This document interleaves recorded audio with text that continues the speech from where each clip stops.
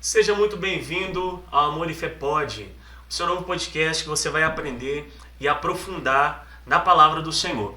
Estamos aqui hoje com o apóstolo Rogério Costa, pastor muito querido aqui de Belo Horizonte. Seja muito bem-vindo, apóstolo. Fale um pouco do Senhor. O senhor é de Belo Horizonte, preside qual igreja? Fique à vontade. Amém. Obrigado, pastor Mateus. Uma honra estar aqui com vocês, iniciando esse programa, iniciando esse podcast no Ministério Amor e Fé. Eu sou pastor aqui há 24 anos e muito feliz com o começo deste projeto, um projeto de ensino da palavra, um projeto de edificação do corpo de Cristo, e nós estamos muito felizes com isso. Eu sou casado com a Cris, temos 5 filhos, estamos aqui servindo ao Senhor. O Ministério Amor e Fé é uma igreja que tem uma visão apostólica de estabelecer igrejas, de formar líderes, de pregar o Evangelho de Jesus Cristo e alcançar as nações da terra com a mensagem da salvação. Estamos aqui animados com esse projeto, animados com essa proposta, e creio que vai ser uma grande bênção tudo aquilo que o Senhor vai fazer através de nós. Amém, em nome de Jesus. E o tema hoje que nós vamos falar é sobre a importância de ser cheio do Espírito Santo. Há quem confunda o Espírito, há quem não sabe quem é o Espírito, há quem confunda o que é ser cheio, ser batizado, quem tem o Espírito, quem não tem. Nós vamos aprofundar hoje aqui nesse ensino, nesse bate-papo com o apóstolo Rogério. Apóstolo, então, a primeira pergunta aqui que eu quero trazer para o senhor é o que é ou quem é o Espírito, né? Quem é o Espírito? Quando a gente fala do Espírito, quem é?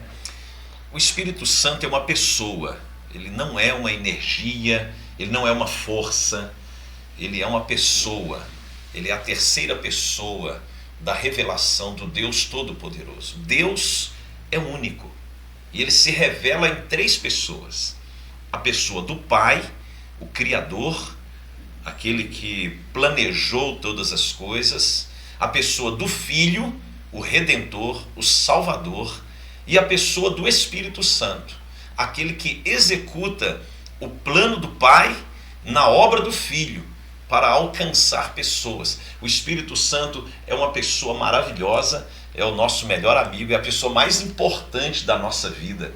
Foi ele quem nos revelou Jesus, é ele quem nos revela e nos dá a direção de tudo que vamos realizar para a glória de Deus. Então, o Espírito Santo é a pessoa de Deus que nos conduz a cumprirmos a vontade do Pai. Amém? Amém, amém. Qual seria a diferença, apóstolo, entre o nosso espírito, porque a gente está falando para uma audiência que já conhece um pouco das Escrituras, e aquela pessoa que ainda vai começar agora, ainda um pouco leiga.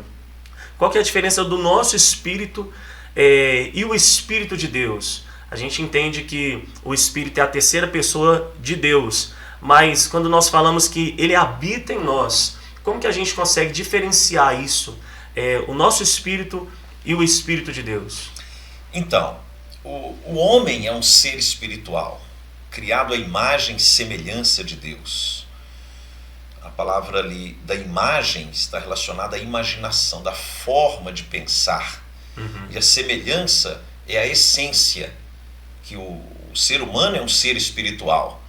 Então, nós somos criados seres espirituais. Com a queda do homem, com o pecado, o homem, então, ele se separou da comunhão com Deus, porque Deus, ele é eternamente santo, não há nele pecado algum. Por isso ele envia a pessoa de Jesus Cristo para redimir, para perdoar, para regenerar, ou seja, gerar novamente o Espírito, trazer a vida, a ressurreição, aquilo que estava morto. Então, a obra de Cristo, mediante a fé em Jesus, nosso espírito, o espírito do homem, ele renasce, ele é regenerado. Então é como se fosse essa caneca aqui, o espírito do homem, ele é um recipiente. E agora a vida de Deus pode ser colocada dentro desse espírito, porque Deus é espírito. Então, o espírito do homem é o lugar na criação feito para a habitação do Espírito de Deus. Se o Espírito de Deus não habita no homem, outros espíritos entram, espíritos malignos, e traz perturbação, destruição e separação da pessoa do Deus eterno. Então, em Jesus, nós somos libertos dos espíritos malignos. Em Jesus, nosso espírito é purificado, e pela fé em Jesus, nós podemos receber a habitação do Espírito Santo em nosso espírito. E por isso que o apóstolo Paulo ele fala, aquele que onde habita o Espírito do Senhor, torna-se um só espírito com ele. Então o Espírito de Deus vem habitar no homem, vem fazer morada no espírito do homem. Então o homem caído, redimido pela obra da cruz, recebe agora o Espírito eterno de Deus, o Espírito Santo, que é o selo da nossa salvação. Muito interessante isso aí que o senhor falou, porque quando a gente tem esse entendimento que nós somos um recipiente, né, como o senhor deu esse exemplo, uma vez que a pessoa não tem o Espírito Santo, cara, ela fica muito vulnerável ao mundo espiritual. Sem né? Uma vez que a pessoa não tem a presença do Espírito de Deus na vida, Sim. esses outros espíritos podem entrar e fazer estragos em várias áreas, né? Exatamente. Da vida das pessoas. Porque o mundo espiritual, ele é regido por leis espirituais. Então o mundo espiritual, a dimensão paralela, existem leis espirituais. Estas leis, elas operam. E elas são reais, e elas influenciam em nossas vidas. Então uma pessoa, por exemplo, que não tem o Espírito Santo de Deus, e ela está influenciada por um espírito maligno que pode prender a vida dessa pessoa num lugar de miséria, de pobreza, de dívidas, por exemplo. E a pessoa fica presa, ela quer sair, mas não consegue, ela está presa num cativeiro espiritual. Pela fé em Jesus, todo ser humano pode ser liberto de qualquer cativeiro. Pela fé em Jesus, eu creio que Jesus é o meu Senhor e Salvador para a vida eterna. Então, a partir do momento que a pessoa confessa a Jesus e em seu coração crê que Deus o ressuscitou dentre os mortos, então ela atrai a presença de Jesus Cristo para o seu coração, para o seu íntimo. E a partir daí começa um processo de libertação pela fé. Aí ela vai obedecer às Escrituras e vai praticar as leis do reino de Deus. Então, se ela pratica as leis do reino de Deus, os espíritos das trevas não podem mais habitar, operar na vida daquela pessoa, porque ela está debaixo da obediência aos princípios do reino dos céus. Então, o reino de Deus é um reino de paz, prosperidade, de alegria no Espírito Santo. E ali a pessoa começa a receber os benefícios do reino de Deus mediante a obediência às leis que estão estabelecidas na palavra de Deus. É interessantíssimo, porque isso envolve na área financeira, envolve a área sentimental, envolve a área familiar, a área da saúde. Muitas enfermidades, elas têm origem espiritual. Então, quando Jesus entra, as pessoas são curadas. A Bíblia é cheia de exemplos de espíritos que colocavam nas pessoas paralisia, mudez, surdez. Então, quando Jesus liberta aquela pessoa, aquilo para de operar na vida da pessoa e a glória de Deus se manifesta. Então, a habitação do Espírito Santo, ela é muito importante, porque ela protege a pessoa da influência dos espíritos das trevas. Sim. Eu lembro, o senhor falando, eu lembro daquela passagem que fala sobre quando a casa, né? Quando Sim. a casa está vazia e os espíritos entram e vem, traz mais 7, na verdade, mais né? 7, e o estado da casa fica pior do que outrora.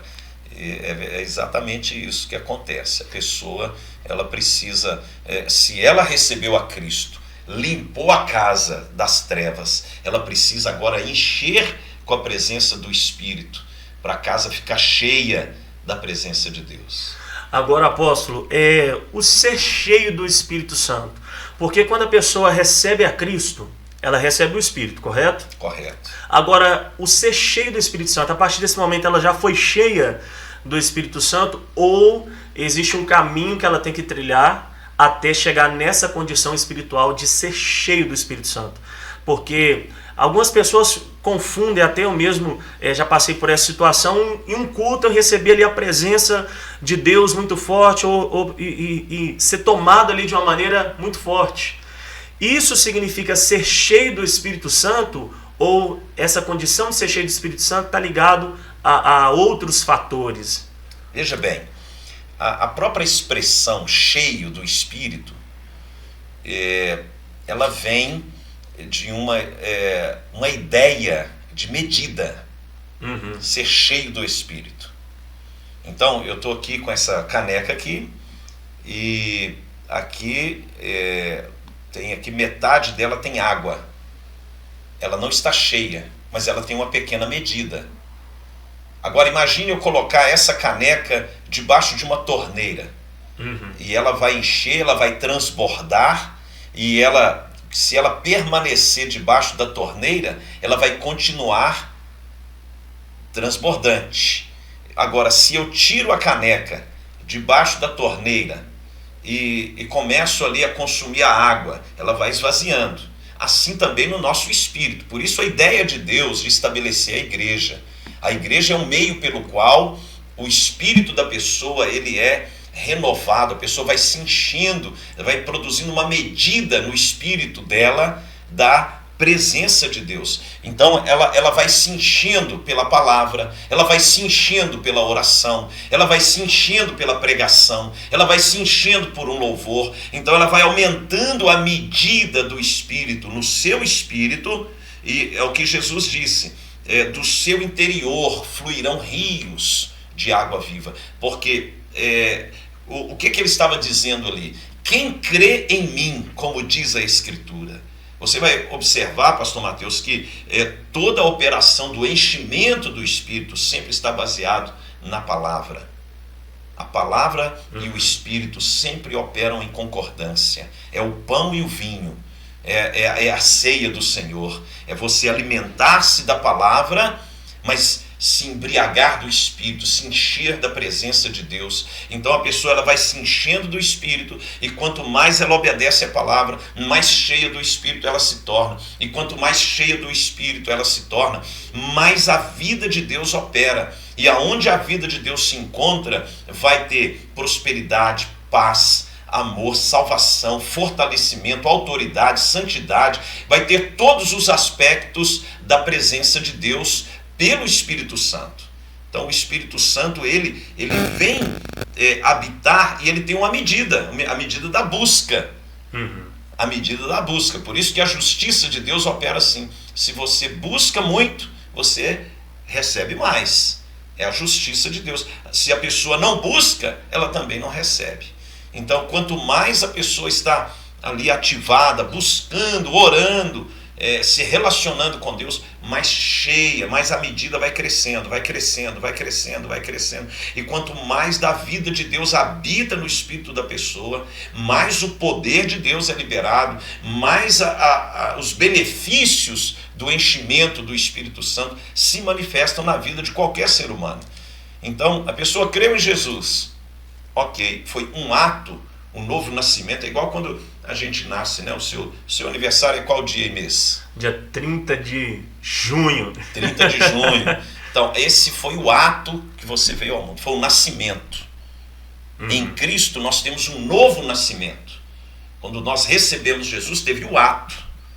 Então, esse ato de nascer de novo pelo Espírito é um ato a partir da fé na obra redentora de Cristo. Mas o processo agora, a partir daquele... Você deve ter quase 2 metros de altura, você não nasceu desse tamanho. Sim. Você foi se alimentando, você foi aprendendo, você aprendeu a caminhar, aprendeu a falar, aprendeu a desenvolver na sua profissão. É o processo de aprendizado, crescimento, para você chegar aqui hoje. A obra espiritual em nós é muito similar àquilo que acontece com a nossa vida natural. A gente nasce de novo pela fé em Cristo, mas nós temos uma caminhada de crescimento pelas Escrituras, crescimento no relacionamento com Deus, e a pessoa vai se enchendo cada vez mais da presença de Deus. Ela vai alcançando uma estatura, uma maturidade, uma medida. Então essa expressão ser cheio tem a ver com essa medida que cada pessoa carrega da presença de Deus.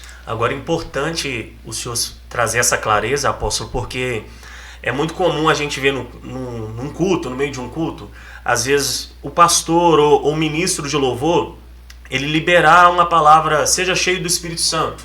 A gente escuta muito isso, seja cheio, e há muitas pessoas que têm um entendimento ali que elas foram cheias ali no culto, né? Só que quando essas pessoas voltam para a vida normal, no dia a dia, a gente percebe totalmente o contrário disso aí que o senhor falou, né? Esse alinhamento que o Espírito traz. Continua num ambiente de escassez, de dificuldade, de opressão. Então, a importância da gente entender o que é ser cheio do Espírito Santo não está relacionado a um momento só, né? Sim. É uma trajetória, como o senhor trouxe, é um crescimento progressivo, exato, progressivo. Porque qual que é a maior evidência da presença do Espírito Santo na vida de um homem? A maior evidência que uma pessoa ela está caminhando com o Espírito Santo, se ela está em constante arrependimento. Porque é o Espírito Santo que convence o homem do pecado. Então o Espírito Santo ele aponta para um processo de santificação e de transformação. Às vezes a pessoa vem no culto, como o senhor citou, ela recebe ali uma unção, uma manifestação do poder do Espírito.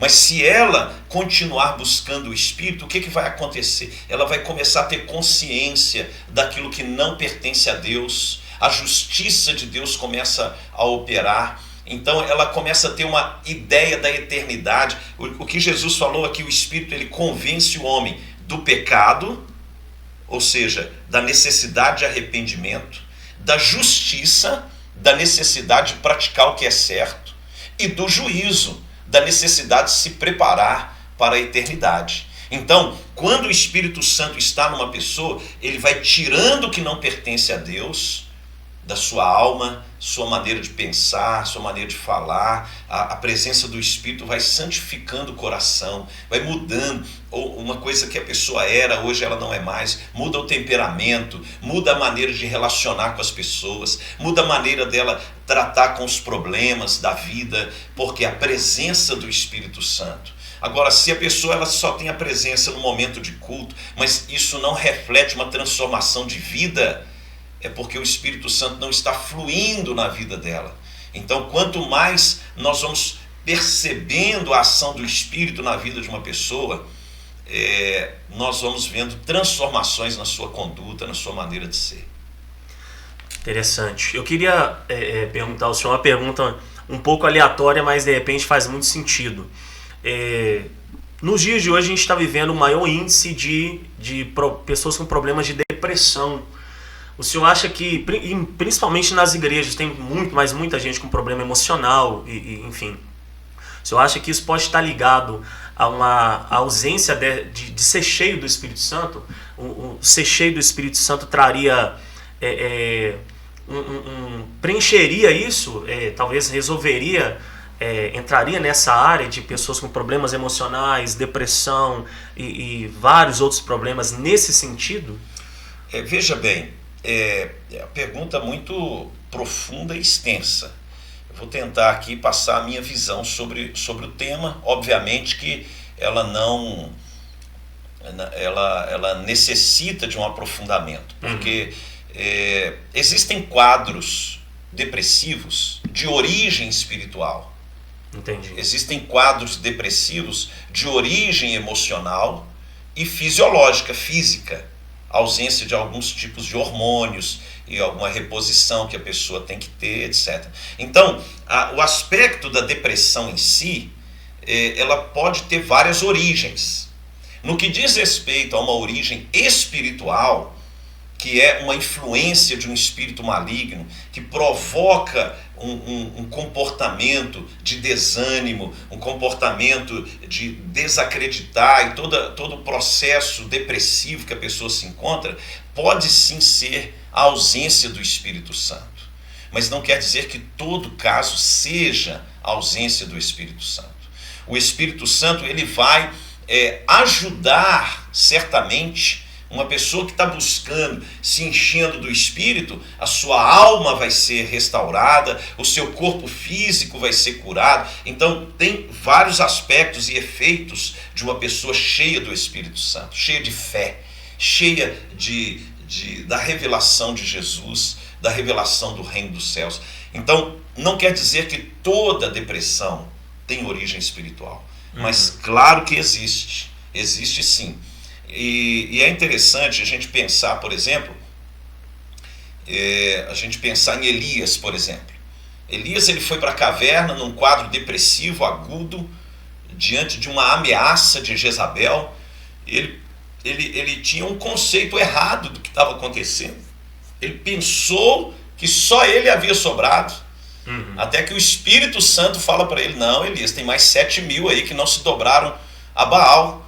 Então você não está sozinho. Às vezes a pessoa entra num quadro depressivo por uma ideia errada que o diabo planta na mente dela.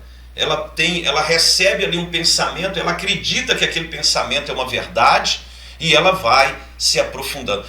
Só que, como Elias estava enganado, existem pessoas num quadro assim que também criam cenários, conceitos que não são a verdade de Deus.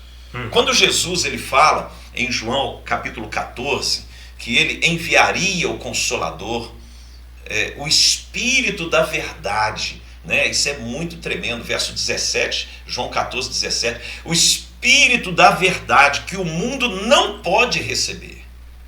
Por que ele é o Espírito da verdade? Porque quando a pessoa recebe o Espírito Santo e ela vai se enchendo do Espírito Santo, os enganos do coração do homem vão sendo arrancados, as mentiras, conceitos errados acerca de si, conceitos errados acerca das pessoas, conceitos errados acerca do próprio Deus, conceitos errados acerca das Escrituras, porque Ele é o Espírito da verdade. Então ele vai nos abrindo o entendimento da verdade de Deus, da realidade de Deus, para que nós não andemos mais debaixo de uma influência do engano, de conceitos, princípios que não pertencem ao reino de Deus. Então a importância de ser cheio do Espírito, nesse contexto da depressão, é porque ele tira de nós os conceitos errados. Outro aspecto interessante, que o enchimento do Espírito, ele também manifesta o fruto do Espírito. O fruto do Espírito é consequência desse enchimento. Então o fruto ele é amor, paz, alegria, mansidão, longanimidade, domínio próprio.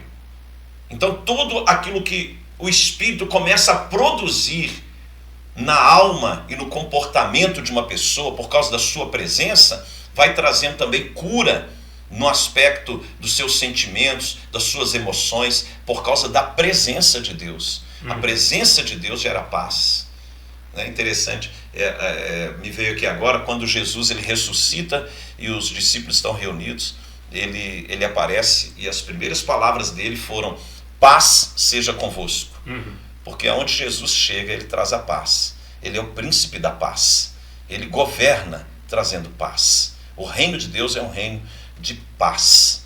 Então, quando a paz que excede todo o entendimento guarda os nossos corações em Cristo Jesus, essa paz ela vai trazer cura.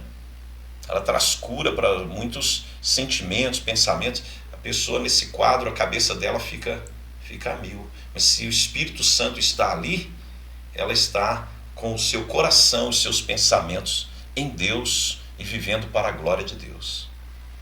Glória a Deus. Amém? É interessante, apóstolo, hoje mais cedo eu tive uma experiência no trabalho. Eu tive com um rapaz que há uns 6, 7 anos atrás eu trabalhei com ele, e quando eu entrei no carro, eu logo percebi que eu o conhecia. E aí, durante a viagem, eu falei assim, o nome dele é Egni.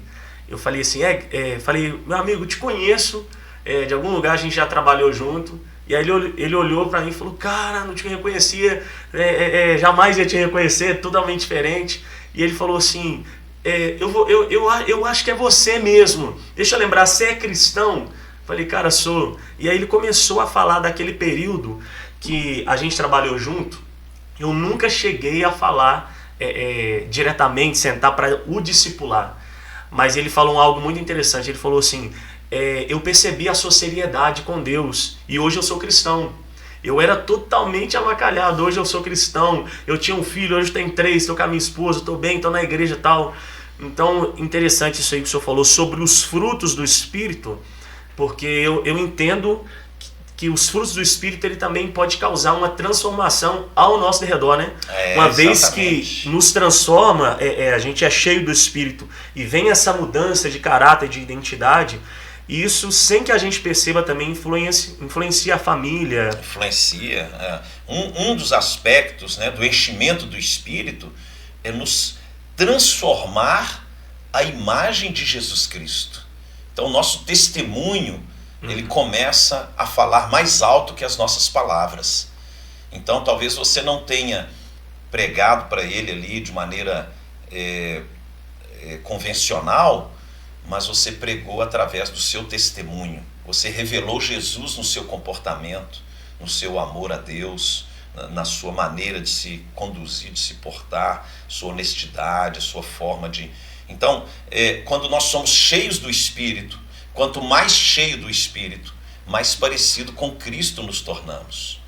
Mais parecido com Jesus, nós vamos sendo transformados. Né? O Espírito, ele traz o selo da salvação, Efésios 1,13 fala sobre isso, mas esse processo da salvação, ele vai também, vamos nos enchendo e nos tornando cada vez mais a imagem do Filho de Deus, Romanos 8,29. Então nós vamos sendo transformados pela presença do Espírito, o enchimento do Espírito, não tem outro caminho. Quando nós estamos cheios do Espírito Santo, o que vai acontecer é que Jesus vai ser revelado em nós e através de nós, e ele vai se revelar para nós. E isso é maravilhoso. Quanto mais você vai se enchendo do Espírito, você vai tendo mais características parecidas com o Filho de Deus. E isso é maravilhoso. Então as pessoas começam a ver em você algo diferente. Não é porque você é diferente, mas quem está em você te faz diferente. É a pessoa do Espírito Santo que te conduz a um comportamento diferente, uma maneira de viver diferente, uma maneira de falar diferente, uma maneira de se portar diferente, nos relacionamentos, no trato com o dinheiro, no trato com a família, no trato com as pessoas que de alguma maneira você passou pelo seu caminho. Então você vai liberando perdão, você vai revelando o amor de Deus através das suas atitudes, você vai revelando Cristo, uma pessoa cheia do Espírito Santo. Então o diabo, ele não teme se a pessoa está na igreja ou não, ele teme uma pessoa que está se enchendo do Espírito, que está se tornando uma potência nas mãos de Deus para destruir as obras do diabo, para desfazer o reino das trevas, para que a presença do Espírito Santo ela possa verdadeiramente gerar um testemunho de luz, de sabedoria, de paz, de reconciliação, de amor, onde Jesus é revelado através das nossas atitudes. O senhor há de concordar comigo, apóstolo, que né, um dos princípios para ser cheio do Espírito, como o senhor nos trouxe aqui, está alinhado com a palavra, né? Sim. O Espírito e a palavra, eles estão totalmente conectados. Sim. O senhor há de concordar comigo que tem uma grande dificuldade hoje, principalmente os pastores percebem isso no seio da igreja absorver a palavra, de buscar a palavra, de ter essa sede pela palavra. Levando em consideração que é um dos princípios para ser cheio do Espírito, como que o senhor, uma sugestão, uma dica, como que a pessoa, o que a pessoa pode fazer para ter mais essa prática, ter mais sede pela palavra? Como que ela pode organizar isso para poder ter mais desejo, para poder buscar mais, a fim de ser cheio do Espírito Santo? Primeiro ponto, assim, eu vou falar 3 pontos. Primeiro ponto, para ela desejar mais a palavra, ela precisa ter a consciência da importância da palavra, o que muita gente não tem. Ela não é sensibilizada para a importância de colocar a palavra para dentro dela. Então, por ela não ter a revelação disso, olha o que o Senhor falou para Josué. Ele falou, olha, medita na lei de dia e de noite, e farás prosperar o teu caminho. Não se desvie nem para a direita. Ele estava dizendo o seguinte, caminhe agora, nesse tempo, essa estação profética nova aqui em Canaã. Você está entrando num novo tempo. E o conselho que eu te dou, Josué, você está aí. Olha, você quer caminhar em prosperidade, conquista? Traga o espírito da palavra para dentro de você, porque as coisas vão começar a fluir na sua vida. Suas conquistas, realizações, prosperidade, autoridade espiritual. Quando você ora, uma pessoa cheia da palavra, quando ela ora é diferente. A palavra, ela gera autoridade no mundo do espírito, ela é a espada do espírito. Agora, o maior desafio, pastor Mateus, é sensibilizar a igreja da importância da palavra.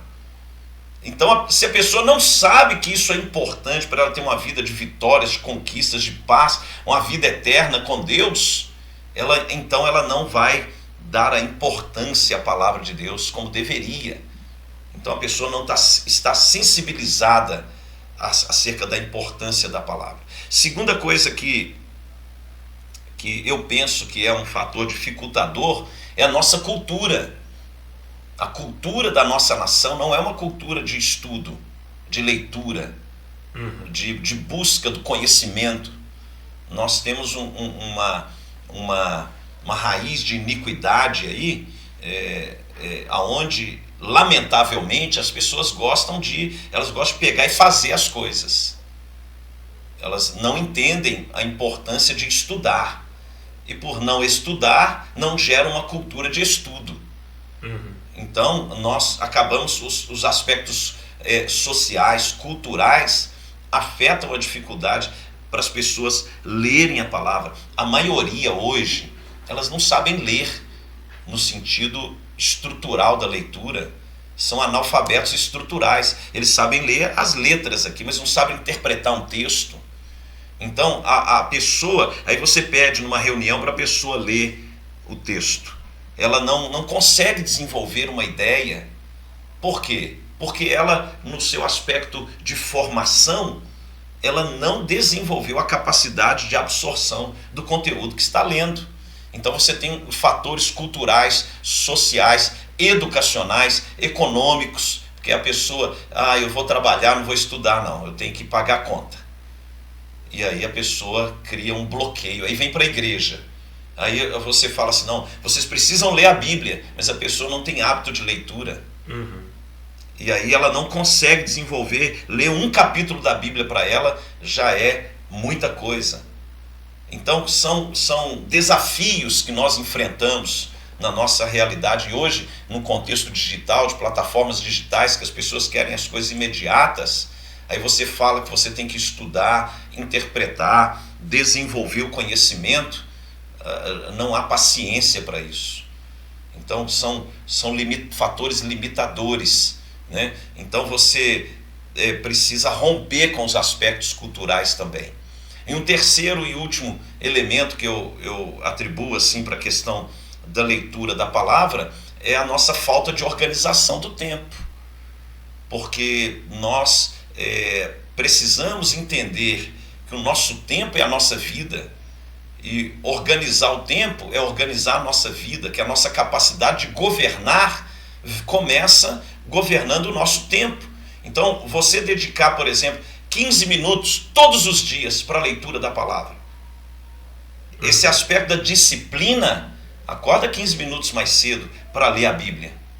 15, 20, 30 minutos de acordo com a capacidade de cada um, conforme Mateus 25 fala. E ali você, a pessoa se organizar para ler a palavra.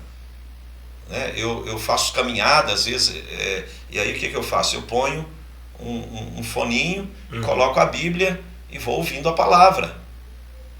Estou dirigindo, ouvindo a palavra. Eu vou para a academia, ouvindo a palavra. Porque eu tenho que aprender a administrar o tempo e aproveitar o tempo, entendendo que eu preciso colocar a palavra para dentro. E se eu coloco a palavra para dentro, vai haver paz, prosperidade, salvação, autoridade, santificação, fortalecimento.